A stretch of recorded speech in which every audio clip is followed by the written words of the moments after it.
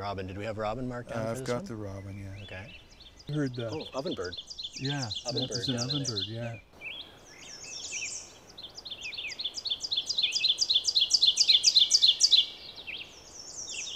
Oh, what's that guy there? Oh, that's the nuthatch. That's the nuthatch, right? Yeah. Oh, time's up. There you go. I started doing this route in the early 80s as an assistant for Dr. Murray Spears.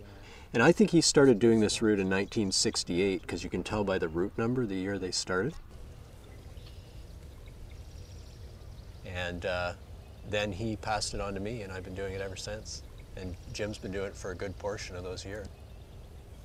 I was in grade 7 and Jim was my teacher, and he would take us classmates out in field trips, and I got hooked from there. We saw chestnut-sided warbler and northern traveler down at Corner Marsh, and I've been doing it ever since. It was the classic story of the student surpassing his teacher, and you know, I'm always amazed at Sheldon. He can hear the least wisp of a noise and say alder flycatcher, willow flycatcher, and yeah. So, you know, it's what a teacher likes to see.